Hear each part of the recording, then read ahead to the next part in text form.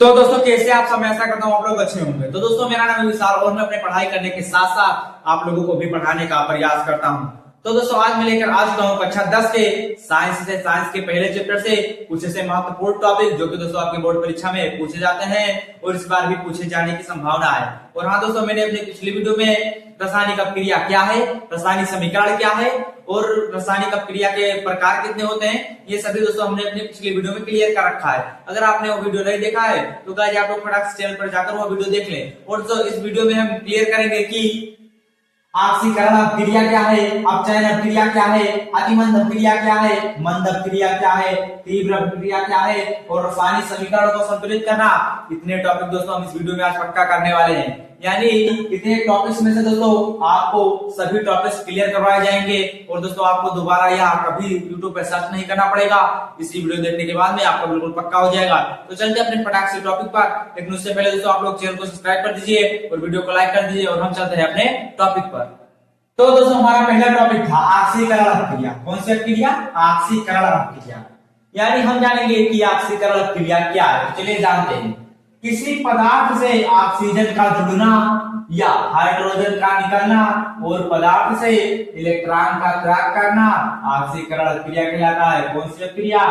ऑक्सीकरण क्रिया कहलाता है। एक बार दोबारा समझते हैं कि किसी पदार्थ से ऑक्सीजन का जुड़ना या हाइड्रोजन का निकलना और पदार्थ से इलेक्ट्रॉन का त्याग करना ऑक्सीकरण क्रिया कहलाता है। यानी किसी पदार्थ में ऑक्सीजन जुड़ेगा तो कौन सी क्रिया होगा? ऑक्सीकरण क्रिया होगा। हाइड्रोजन निकलेगा तो कौन सी क्रिया होगा? ऑक्सीकरण क्रिया होगा। और इलेक्ट्रॉन का त्याग होगा तो कौन सी क्रिया होगी? ऑक्सीकरण क्रिया होगी। इस प्रकार से इसका डेफिनेशन है कि किसी पदार्थ से ऑक्सीजन का जुड़ना या हाइड्रोजन का निकलना और पदार्थ से इलेक्ट्रॉन का त्याग करना ऑक्सीकरण क्रिया कहलाता है। उसके बाद में दोस्तों इसका कुछ उदाहरण चलिए समझते हैं। उदाहरण नंबर 1 हमारे पास जैसे सी कार्बन O2 ऑक्सीजन। यानी कार्बन में क्या ऑक्सीजन जुड़ रहा है? तो हाँ, कार्बन के साथ ऑक्सीजन जुड़ रहा है और जुड़कर क्या बना रहा है? CO2 बना रहा है। यानी हमारा कार्बन का कार्बन डाइऑक्साइड के साथ ऑक्सीकरण क्रिया हो रहा है। यानी कार्बन का कार्बन डाइऑक्साइड के साथ ऑक्सीकरण क्रिया हो रहा है। इस प्रकार से समझ सकते हैं कि इस कार्बन में ऑक्सीजन जुड़ गया, यानी ये कौन सी क्रिया होगी? ऑक्सीकरण क्रिया होगी। उसके बाद में है दूसरा उदाहरण Na, जो कि होता है दोस्तों सोडियम। तो यहाँ पर सोडियम है। अब सोडियम पर दोस्तों धन आयन होगा और इसमें दोस्तों कितना धन आयन है? केवल और केवल एक धन आयन है। तो यहाँ पर कितना ऋण आयन होगा? एक ही ऋण आयन होगा। इस प्रकार दोस्तों हो गया है कि इसमें दोस्तों क्या हो रहा है? इलेक्ट्रॉन का त्याग हुआ। इसमें क्या हो रहा है? इलेक्ट्रॉन का त्याग हो रहा है। तो यह कौन सी क्रिया होगी? यह भी ऑक्सीकरण क्रिया होगी, क्योंकि डेफिनेशन में बताया गया है कि किसी पदार्थ में ऑक्सीजन जुड़ेगा या हाइड्रोजन निकलेगा और या फिर इलेक्ट्रॉन का त्याग होगा तो कौन सी क्रिया होगी? ऑक्सीकरण क्रिया होगी। इस प्रकार से दोस्तों आप लोग बिल्कुल अच्छी तरीके से समझ गए होंगे कि ऑक्सीकरण क्रिया क्या है। अब चलते हैं दोस्तों इसके अगले टॉपिक पर। तो दोस्तों हमारा अगला टॉपिक है अपचयन अपक्रिया। हमारा अगला टॉपिक क्या है? अपचयन अपक्रिया। यानी हम सीखेंगे कि अपचयन अपक्रिया क्या है। तो चलिए समझते हैं।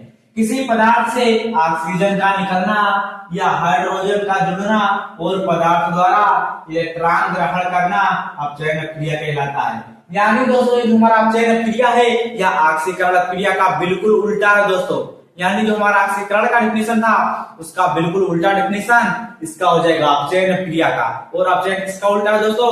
तो ऑक्सीकरण क्रिया का उल्टा है। इस प्रकार दोस्तों प्रश्न बन सकता है कि ऑक्सीकरण क्रिया का उल्टा कौन सा क्रिया होता है? तो हो जाएगा हमारा अपचयन क्रिया। चलिए समझते हैं। जैसे दोस्तों यहाँ पर है किसी पदार्थ से ऑक्सीजन का निकलना, यानी कि किसी पदार्थ से ऑक्सीजन निकल रहा है तो कौन सा क्रिया होगा? अपचयन क्रिया हो जाएगा। है हाइड्रोजन का जुड़ना, यदि किसी पदार्थ में हाइड्रोजन जुड़ रहा है तो कौन सी क्रिया? अपचयन क्रिया। उसके बाद में पदार्थ द्वारा इलेक्ट्रॉन ग्रहण करना, यानी किसी पदार्थ में इलेक्ट्रॉन ग्रहण हो रहा है तो अपचयन क्रिया होगा। उसके बाद में दोस्तों ये सभी हमारे अपचयन क्रिया कहलाते हैं। तो चलिए एक उदाहरण की मदद से समझते हैं। जैसे दोस्तों हमारे पास उदाहरण है 2Ag2O, यानी सिल्वर ऑक्सीजन को जब हम गर्म करते हैं, ये दोस्तों चिन्ह क्या बता रहा है कि इसे ऊष्मा प्रदान किया जा रहा है। यानी सिल्वर ऑक्सीजन को जब हम ऊष्मा प्रदान करते हैं तो यह सिल्वर में सिल्वर में और ऑक्सीजन गैस में टूट जाता है, अर्थात सिल्वर ऑक्सीजन का सिल्वर के साथ अपचयन अपक्रिया हो रहा है। तो इस प्रकार दोस्तों जो है O2 हमारा ये हो जाएगा ऑक्सीजन गैस 4Ag चांदी यानी सिल्वर, और यहाँ पर दोस्तों सिल्वर ऑक्सीजन। उसके बाद दोस्तों हमारा उदाहरण नंबर 2 है Na plus ion plus electron बराबर Na, यानी दोस्तों सोडियम पर धन आयन और इलेक्ट्रॉन इसमें क्या हो रहा है दोस्तों, जुड़ रहा है। प्लस मतलब क्या होता है दोस्तों, जुड़ना, यानी सोडियम में इलेक्ट्रॉन जुड़ रहा है। तो यदि किसी पदार्थ में इलेक्ट्रॉन का जुड़ना यानी ग्रहण करना, तो वह कौन सी क्रिया होगा, तो अपचयन क्रिया होगा, यानी यह कौन सी क्रिया है, अपचयन क्रिया होगा। और ये दोनों मिलकर क्या बना रहे हैं, सोडियम भाग Na। और दोस्तों ऊपरा वाला जो हमारा, इसमें दोस्तों हमारा क्या हो रहा है, ऑक्सीजन गैस निकलना है, तो कौन सी क्रिया होगा, ये हो जाएगा हमारा अपचयन क्रिया। इस प्रकार से दोस्तों आप लोग अपचयन क्रिया बिल्कुल अच्छे तरीके से सीख गए होंगे। अगर सीख गए हैं तो वीडियो को लाइक कर दीजिए, चैनल को सब्सक्राइब कर दीजिए फटाफट से दोस्तों। तो हमारा मकसद है कि आप लोगों को एक एक चीज का अर्थ पता होना चाहिए, तभी दोस्तों आप लोग अच्छा मार्क्स ला पाएंगे। तो चलिए फटाफट से चलते हैं अपने अगले टॉपिक पर। तो दोस्तों हमारा अगला टॉपिक है अतिमंद अपक्रिया। इसके नाम से ही पता चल रहा है दोस्तों, अति मतलब बहुत, मंद मतलब धीमी, अपक्रिया मतलब अपक्रिया। तो जाएगा बहुत धीमी अपक्रिया यानी अतिमंद अपक्रिया के बारे में हम जानेंगे। तो चलिए समझते हैं। कुछ अपक्रिया ऐसी होती है जिनमें कई महीनों या वर्षों में भी कोई दर्शनीय प्रभाव या परिवर्तन नहीं होता है, उसे अतिमंद अपक्रिया कहते हैं। मतलब जिन अपक्रिया को होने में कई वर्षों या कई महीनों लग जाते हैं, उसे हम अतिमंद अपक्रिया कहते हैं। इसके नाम से दोस्तों पता चला अतिमंद अपक्रिया यानी बहुत धीमी अपक्रिया। तो चलिए हम इसका एक उदाहरण समझते हैं कि उत्प्रेरक की अनुपस्थिति में, अनुपस्थिति मतलब उत्प्रेरक ना हो, तो H2 गैस यानी हाइड्रोजन गैस ऑक्सीजन गैस के मध्य अपक्रिया इतनी धीमी होती है कि कई वर्षों तक कोई परिवर्तन नहीं होता। यानी यदि बिना उत्प्रेरक के हाइड्रोजन गैस और ऑक्सीजन गैस के मध्य अपक्रिया करवा दी जाए तो कई वर्षों तक उनमें अपक्रिया नहीं होगी, यानी हमें दिखाई नहीं पड़ेगी। तो इस प्रकार से आप लोग समझ सकते हैं कि अतिमंद अपक्रिया कि जिन अपक्रिया को होने में कई महीनों या कई वर्षों लग जाते हैं, उन्हें दोस्तों हम अतिमंद अपक्रिया यानी बहुत धीमी अपक्रिया भी कहते हैं। दोस्तों आप लोग इसे बिल्कुल समझ गए होंगे, अतिमंद अपक्रिया यानी बहुत धीमी अपक्रिया। तो इस प्रकार दोस्तों आप समझ जाइएगा। अब चलते हैं दोस्तों हम इसके अगले टॉपिक पर। तो दोस्तों हमारा अगला पॉइंट है मंद अपक्रिया कि मंद अपक्रिया क्या है। हमारा इसमें दोस्तों जो पिछला पॉइंट था वो था अतिमंद अपक्रिया, ये है मंद अपक्रिया, यानी वह बहुत धीमी अपक्रिया थी, ये केवल धीमी अपक्रिया है। जो दोस्तों यहाँ पर है, कुछ अपक्रिया ऐसी होती हैं जो कुछ मिनट या घंटों में ही पूर्ण हो जाती हैं, यानी कुछ मिनट और कुछ घंटों में ही संपन्न हो जाती हैं। तो उसे हम कौन से क्रिया कहेंगे, मंद अपक्रिया कहलाती है। वो कौन सी अपक्रिया होती है, तो मंद अपक्रिया होती है। चलिए दोस्तों हम एक उदाहरण समझते हैं। जैसे जब हम 2H2O2 को यानी हाइड्रोजन पेरोक्साइड, ये दोस्तों है हमारा हाइड्रोजन पेरोक्साइड, हाइड्रोजन पेरोक्साइड, ये दोस्तों है हमारा हाइड्रोजन पेरोक्साइड को जब हम तोड़ेंगे तो दोस्तों जल में और ऑक्सीजन में टूट जाएगा, यानी जल और ऑक्सीजन, ऑक्सीजन। यहाँ पर दोस्तों ये जो हमारी अपक्रिया है या कौन सी अपक्रिया है, मंद अपक्रिया। यानी इसके उदाहरण में हम लिख सकते हैं कि हाइड्रोजन पेरोक्साइड का जल और ऑक्सीजन में बंटना भी एक मंद अपक्रिया है, यानी धीमी अपक्रिया है। इस प्रकार से दोस्तों ये बहुत ही आसान था मंद अपक्रिया। कुछ अपक्रिया ऐसी होती हैं जो कुछ मिनटों या घंटों में ही संपन्न हो जाती हैं, तो उन्हें हम मंद अपक्रिया कहते हैं। जैसे हाइड्रोजन पेरोक्साइड का जल और ऑक्सीजन में टूटना भी एक मंद अपक्रिया है। हो गया काम खलास। इस प्रकार से दोस्तों ये बहुत ही आसान पॉइंट होते हैं जो आपके बोर्ड परीक्षा में आते हैं और आपको लगता है बहुत ही कष्ट होंगे, लेकिन ऐसा कुछ नहीं होता है क्योंकि बहुत ही सरल और आसान होते हैं। यदि आप कहीं अपने घर पर भी पढ़ते हैं, यदि आप अपने घर पर पढ़ते हैं तो वीडियो को लाइक कर दीजिए और चैनल को फटाक से सब्सक्राइब कर लीजिए। और हम चलते हैं अपने अगले टॉपिक पर जो कि दोस्तों तीव्र अपक्रिया। ये मंद अपक्रिया था, वो तीव्र अपक्रिया रहेगा। तो चलते हैं फटाक से टॉपिक पर। तो दोस्तों हमारा तीसरा पॉइंट था तीव्र अपक्रिया, यानी तीव्र मतलब होता है दोस्तों तेज, यानी बहुत तेज होने वाली अपक्रिया। तो चलिए समझते हैं वे अपक्रिया जो तत्क्षण यानी पल भर में ही पल भर मतलब दोस्तों आप पलक झपकते ही, यानी तुरंत डालो तुरंत हो जाए, तो उसे कहते हैं तत्क्षण, यानी तुरंत का तुरंत हो जाता है। यानी यहाँ पर है वो क्रिया जो तत्क्षण यानी पल भर में या क्षण भर में पूर्ण हो जाती है, यानी पूरी हो जाती है। वे कौन सी क्रिया कहलाती है? तीव्र अभिक्रियाएं, तीव्र अभिक्रिया कहलाती है। यानी जो अभिक्रिया तत्क्षण यानी पल भर में या क्षण भर में ही संपूर्ण हो जाती है, संपन्न हो जाती है, उन्हें हम तीव्र अभिक्रिया कहते हैं। ये गाइस आप लोग नोट कर लीजिएगा, बहुत ही आसान है लेकिन दोस्तों बहुत ही अच्छा भी है।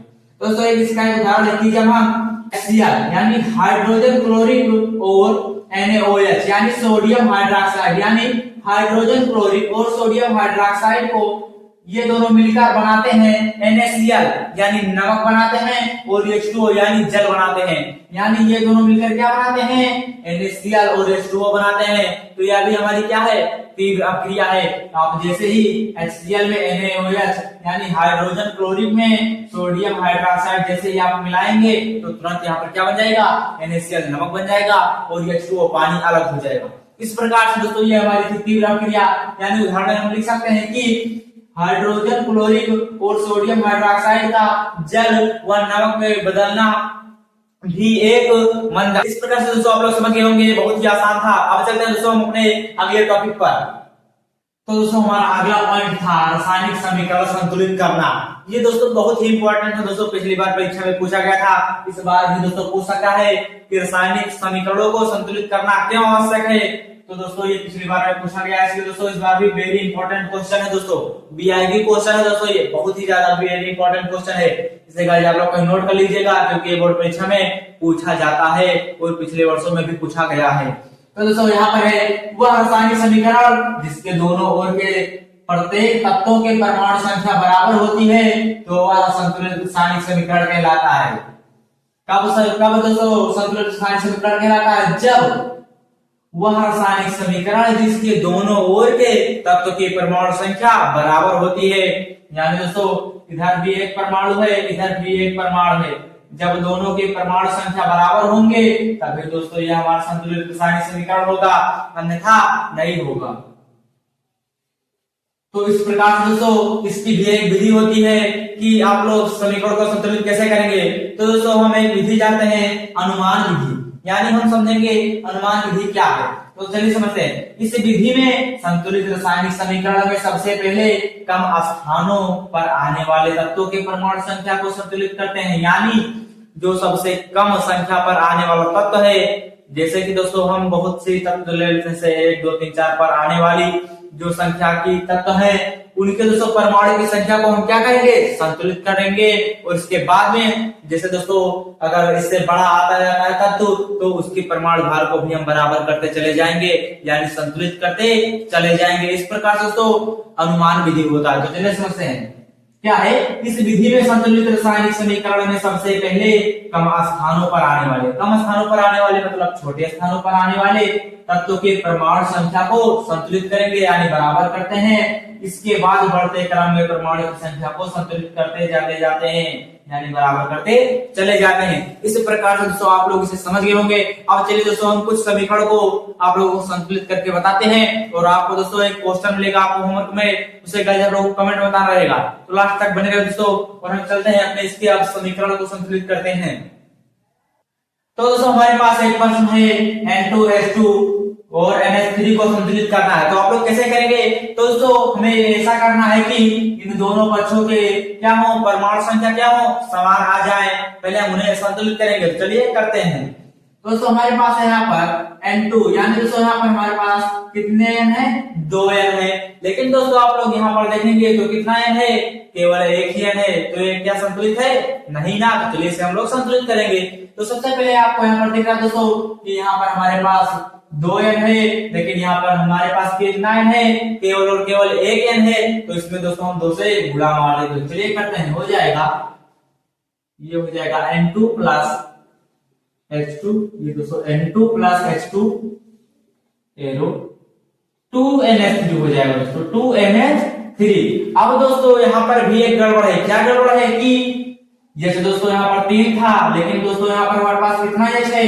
केवल 2 H है। लेकिन यहाँ पर कितना H है? 2 3 6 या 6 इसके पास। अब दोस्तों ये भैया गुस्सा हो गया कि इसके पास तो भैया 6 या 6, हमारे पास केवल और केवल 2 या 6, तो कैसे ये हम संतुलित मान लें? तो चलिए उसे भी कर देते हैं रुक भैया।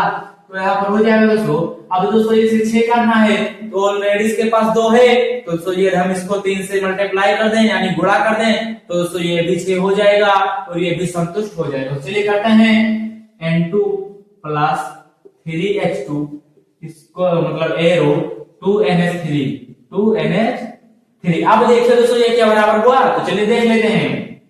इसके पास कितने n है?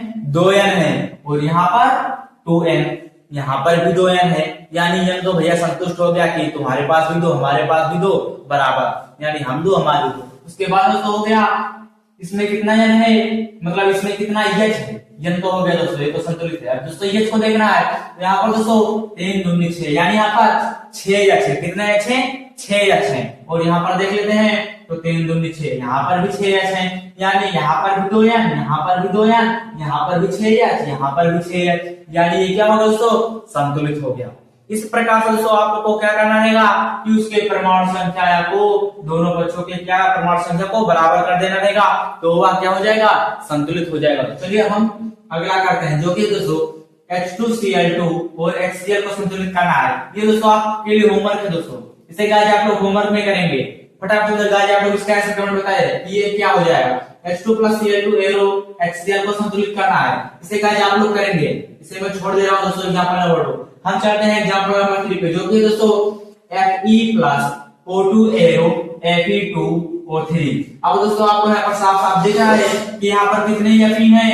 Fe का अर्थ होता है दोस्तों लोहा, तो यहाँ पर दोस्तों कितना Fe है? 2 Fe है, लेकिन यहाँ पर कितना है? केवल 1 है। तो सबसे पहले हम क्या करेंगे, इसको भी 2 कर देंगे, तो ये हो जाएगा 2Fe। ये कितना हो जाएगा?